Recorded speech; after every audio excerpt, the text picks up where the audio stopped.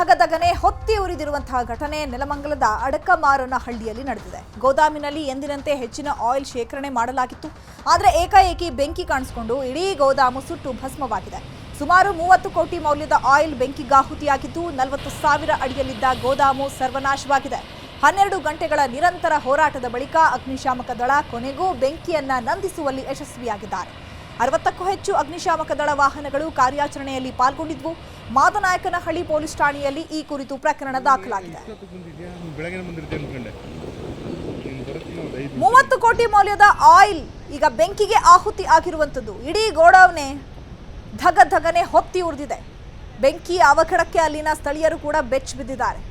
ಯಾಕಂದ್ರೆ 30 ಕೋಟಿ ಮೌಲ್ಯದ ಆಯಿಲ್ ಅಲ್ಲಿ ಸಂಗ್ರಹಣೆ ಆಗಿಟ್ಟಿತ್ತು.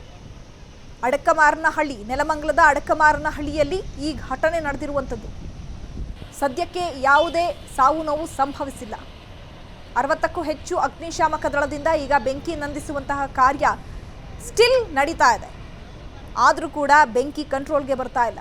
ಆ ದೃಶ್ಯದಲ್ಲಿ ನೋಡ್ತಾ ಇದ್ದೀರಲ್ಲ, ಅತಿ ಬೇಗವಾಗಿ ಅದು ಬೆಂಕಿ ಆವರಿಸ್ಕೊಳ್ತಾ ಇದೆ ವೇಗವಾಗಿ. ಬಟ್ ಅದು ಬೇಗ ಆರೋದಿಲ್ಲ. ಬಟ್ ಅಗ್ನಿಶಾಮಕ ದಳ ಸಿಬ್ಬಂದಿಗಳು ಬೆಂಕಿಯನ್ನು ನಂದಿಸುವಂತಹ ಕಾರ್ಯವನ್ನು ಮಾಡ್ತಾ ಇದ್ದಾರೆ.